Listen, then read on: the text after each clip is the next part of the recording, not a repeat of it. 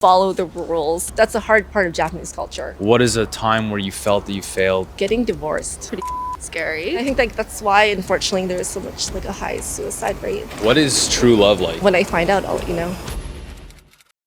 How old are you? I'm 40. What does it feel like to be 40? Honestly, it feels great. Why does it feel great? Because I'm so much more confident of who I am and what's important to me. What was it like to turn 40? Honestly, pretty fucking scary. Yeah. Why? In terms of society, 40 just sounds so old. And when I remember being in my 20s, and I was just like, oh my God, 40 something is so old. And how does it differ from turning 30? I really look forward to turning 30 because I was told by so many people that 30s is the best.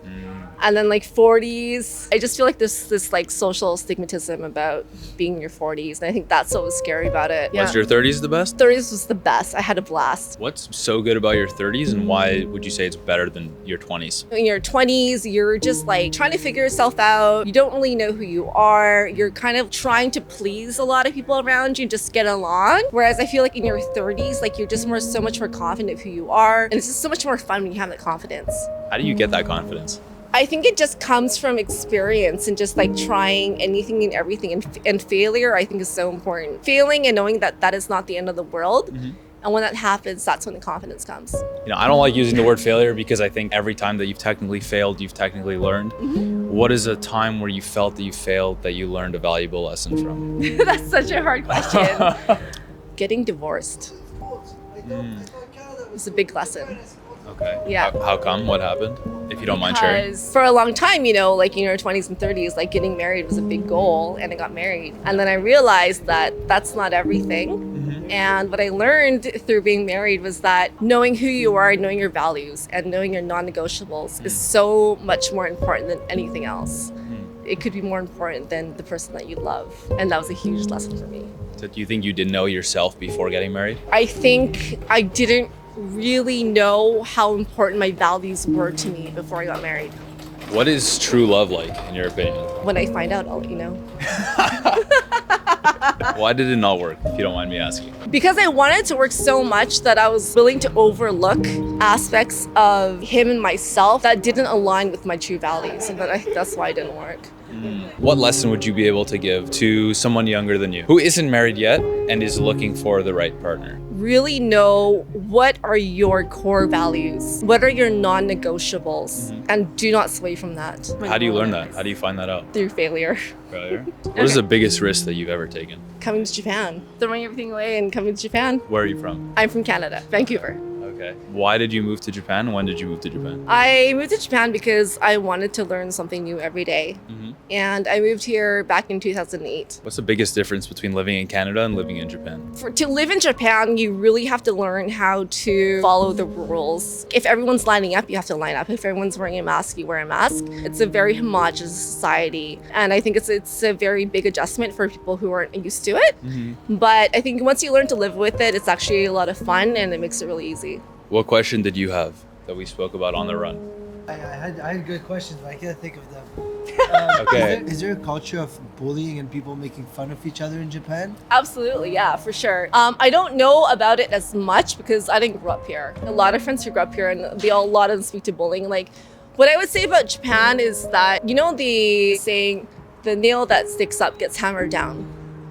That's very much Japan. It's to stick out is not really much a good thing. That's a hard part of Japanese culture. Do people judge you for being differently? I wouldn't say everyone. Sticking out is not so much encouraged as I would say compared to in Canada or in the States. Do you think people have a hard time? I know Japan is one of the countries that has the longest life expectancy, Yeah. but I also know it has one of the highest suicide rates. Do you think that Absolutely. pressure to conform really contributes to that? Absolutely, I do. I think that in Japanese society, there's an expectation of what you should be doing, what you should be like at a certain age, at a certain stage in your life. So I think when you don't meet that expectation, I think people feel a lot of pressure. It's not very normal here. To be open about your insecurities and your vulnerabilities, and I think that does add to that mental stress or pressure. And I think that's why, unfortunately, there's so much a high suicide rate, and it's very, very sad.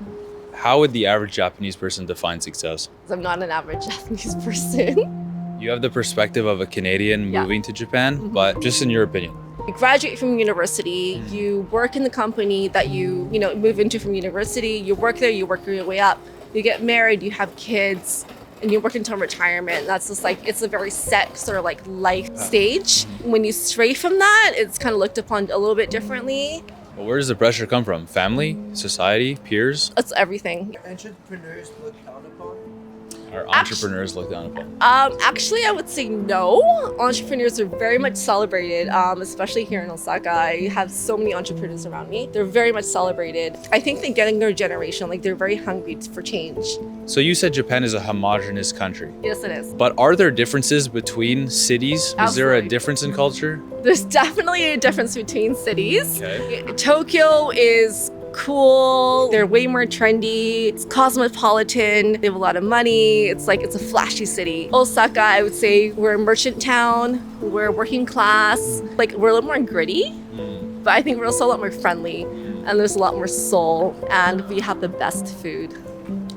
I agree with that. I'm a big Squid fan, so I agree with that. As someone who's not originally from here, you have the perspective of the confidence, you know, growing up being Canadian and Yeah. everything. What advice would you give to a Japanese person on building confidence, on following your dream, being able to deal with pressure? I think there's so much power in being yourself and knowing yourself. And like, seriously, who cares about what other people think about you? You only have one life. Do what matters to you. Live according to your own terms and travel. Everything else will fall into place. What's one thing we can do every day that if we do it for maybe 5 minutes a day will help us become a better version of ourselves and understand who we are? I'm a big fan of journaling. Fuck yeah. Just a little notebook of how you feel and what you're grateful for every day. And I think that's going to give you the confidence to move forward. Thank you so much. You're amazing. Thank you so much for watching this video. If you liked it, then you're definitely gonna like this video right here. If you haven't already subscribed, please make sure to do that now. I'm Will, and as always, it's a mindset.